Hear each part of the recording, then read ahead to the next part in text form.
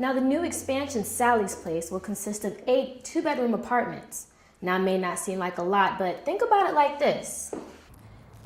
That's the equivalent of 3 new homes. The Orlando Expressway has put a twist on that concept and come up with a way to keep Central Florida drivers safe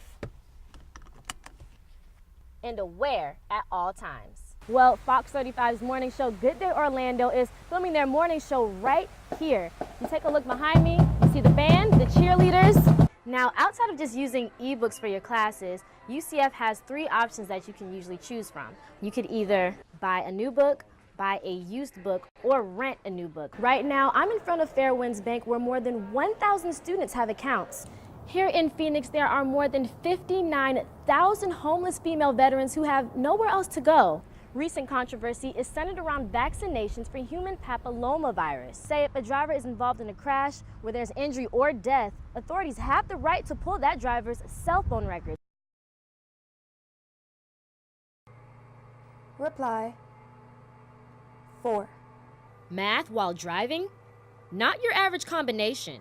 And this driver's attention is being pushed to the limit by Google Glass. We're trying to see how using Google Glass while driving affects performance when compared to a traditional cell phone. Jenny Walker is a research assistant and lab coordinator for the Minds and Technology Research Lab here at UCF. She says the glasses ask the driver to solve mathematical problems while they're on the virtual road. 7,800. It's kind of a mixture of both. Like you're speaking to it, but you're still looking at it. Some drivers are able to keep focus, while others lose control and crash. Hopefully, everyone will have a wearable technology on their face. And will that change how we drive? Will that cause more problems, or will it be a solution to those problems? There are no test results as of now, but Walker hopes to see if the glasses will allow people to keep their eyes, ears, and mind on the road. In Orlando, Symone Davis, UCF Nightly News. Dana Oviatt is sending off some emails before she goes to work. The former soldier served in the U.S. Army for 6 years and never thought she would end up as one of the thousands of homeless vets in Arizona. I used to tell people, I'm like, why don't they just get a job? But you know, when you're homeless and you don't have a place to shower, you don't have a place to lay your head at night and rest, it's not that easy to keep a job. Shortly after leaving the Army, Oviatt lost her mother, father, and husband to cancer. She turned to drugs to escape the pain and soon found herself homeless. Oviatt says if it wasn't for Mary Ellen's Place, she doesn't know where she'd be. I'm responsible for myself and my own actions, so I have complete accountability here. Mary Ellen's Place offers affordable housing for single female veterans only.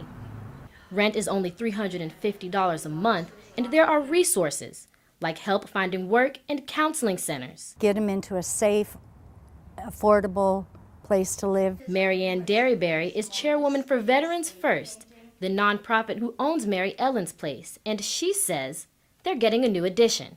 Sally's Place will be the first for women veterans with children. Now the new expansion, Sally's Place, will consist of 8 two-bedroom apartments. Now it may not seem like a lot, but think about it like this. That's the equivalent of 3 new homes. The goal? 1 vet off the streets at a time. People don't realize, you know, that women are very instrumental in the military today and have been for quite some time.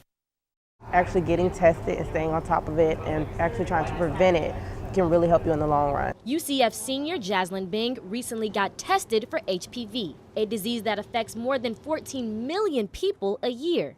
Seeing as how HPV can cause a lot of health issues, I wanted to make sure I stayed on top of it. Prior to this year, testing for HPV consisted of a Pap test, which tests for all types of vaginal diseases, followed by an HPV test, which solely tests for HPV.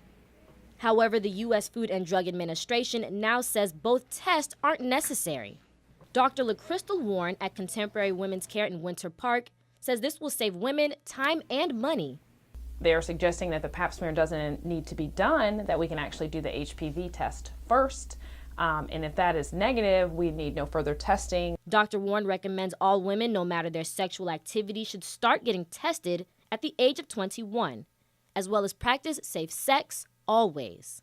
a regimen Jaslyn Bing lives by. I would recommend that you get tested for anything that you possibly can, especially if you're active in any kind of way. Dr. Warren says if you want to get tested, any OBGYN who gives pap smears will automatically test you for HPV if you're under the age of 29. In Orlando, Symone Davis, UCF Nightly News.